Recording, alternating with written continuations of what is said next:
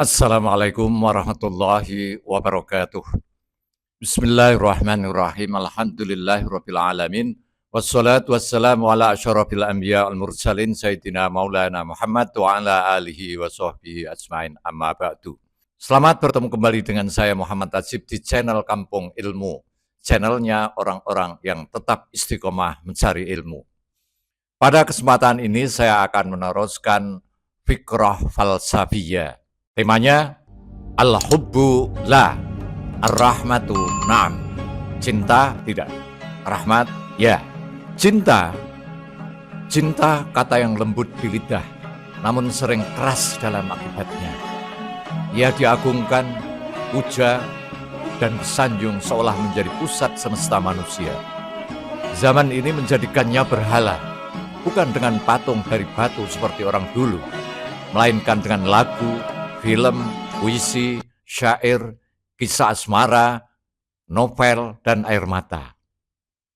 Cinta memang memiliki nilai yang tinggi. Kita semua mengakuinya. Para pelajar, orang dewasa, bahkan orang tua, semua pernah merasakannya. Di zaman ini, cinta sering ditempatkan di posisi paling tinggi. Seolah-olah ia adalah segalanya dalam hidup.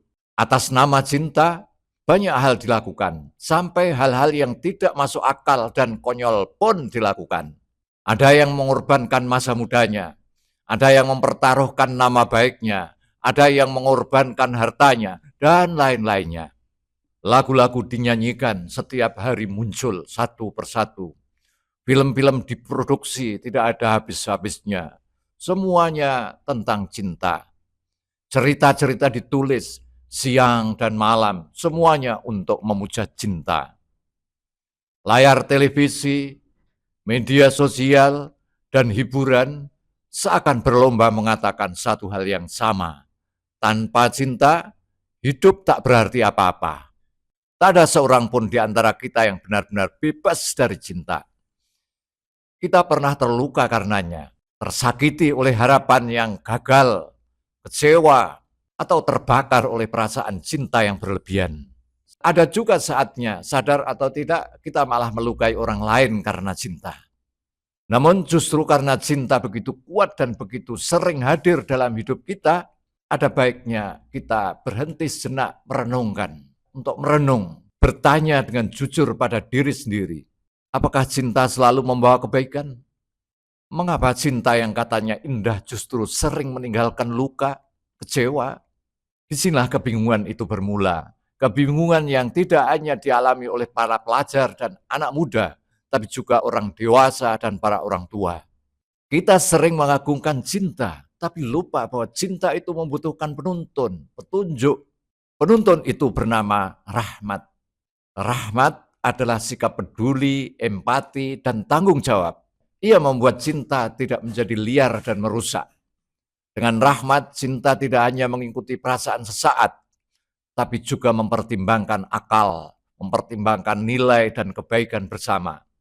Tanpa rahmat, cinta mudah berubah menjadi egoisme yang menyakiti. Maka, bukan berarti cinta itu salah. Yang salah adalah ketika cinta berdiri sendiri tanpa rahmat yang menuntunnya. Cinta saja tidak cukup. Cinta yang disertai rahmat, itulah yang memanusiakan. Sahabat Kampung Ilmu yang berbahagia, mengapa cinta selalu beriringan dengan luka? Aku bertanya kepada diriku sendiri terlebih dulu. Lalu bertanya kepada kalian pendengar, apakah kalian tahu mengapa cinta hampir selalu beriringan dengan rasa sakit, luka, dan mengapa ia kerap berujung pada air mata serta patahnya harapan? Izinkan aku mencoba menjawab. Cinta dan hasrat adalah dua hal yang beriringan. Cinta dan syahwat adalah dua hal yang beriringan. Tidak mungkin seorang mencintai seorang perempuan tanpa sekaligus menginginkannya. Sulit membayangkan seorang menyintai tanpa sekaligus memiliki dorongan untuk dekat, untuk memiliki dan mengikat.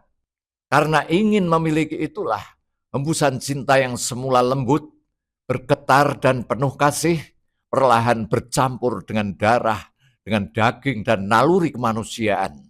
Ia pun berubah menjadi angin kencang, lalu badai pusaran yang menyeret perempuan ke dalam pelukan laki-laki, di mana daging dan tulang meleleh dalam tungku syahwat yang menyala-nyala, dan kenikmatan sesaat yang baru saja menyala itu segera padam.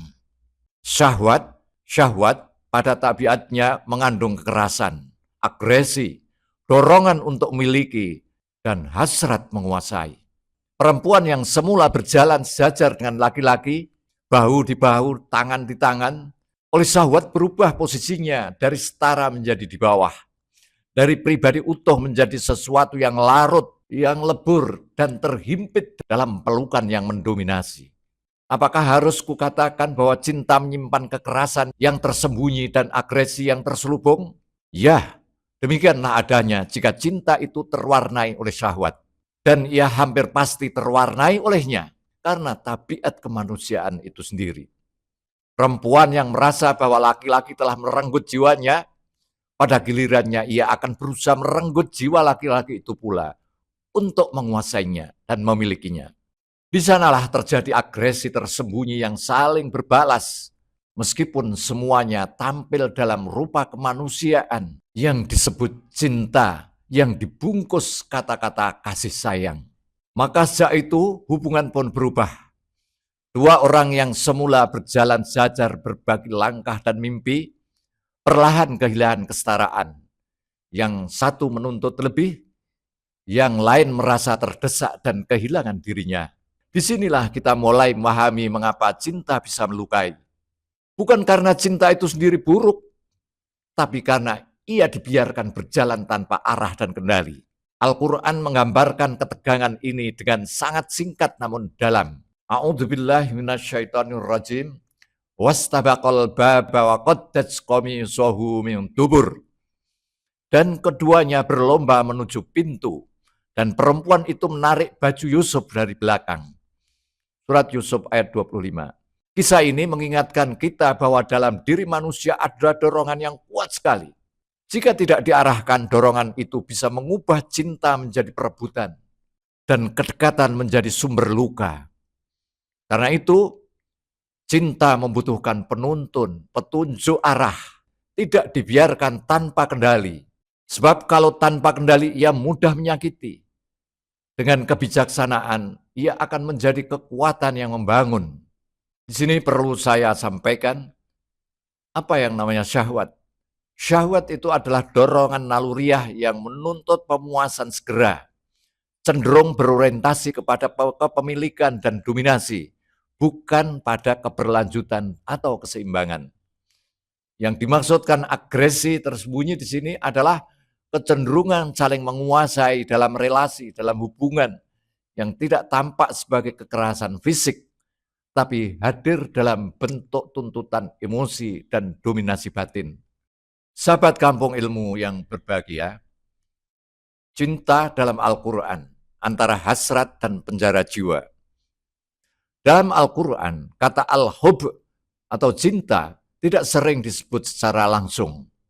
Bahkan satu-satunya kisah yang menampilkannya dengan jelas menggunakan kata al-hub adalah kisah istri Al-Aziz, seorang perempuan terpandang di Mesir yang hatinya dikuasai rasa cinta kepada Yusuf, seorang pemuda yang hidup di rumahnya. Allah menggambarkan perasaannya itu dengan satu kalimat singkat namun sangat dalam maknanya. Qad syaghafaha hubba. Sungguh ia telah diliputi oleh cinta yang mendalam. Namun apa yang terjadi ketika Yusuf menjaga kehormatannya dan menolak ajakan perempuan cantik tersebut? Apa yang dikatakan perempuan itu ketika keinginannya tidak terpenuhi? Alih-alih menerima penolakan dengan lapang dada, ia berubah total. Cinta yang semula tampak lembut segera bergeser menjadi tuntutan dan ancaman. Ketika suaminya datang dan mengetahui peristiwa itu, ia justru menuduh Yusuf dan menuntut hukuman yang berat baginya. Qalat ma jaza'u man arada bi ahlika su'an illa ayyusjana au azabun alim. Dia berkata, apakah balasan bagi orang yang bermaksud buruk terhadap keluargamu selain dipenjarakan atau disiksa dengan siksaan yang pedih? Bahkan Istri Al-Aziz ini di hadapan para perempuan bangsawan, ia mengakui cintanya, namun dengan nada ancaman.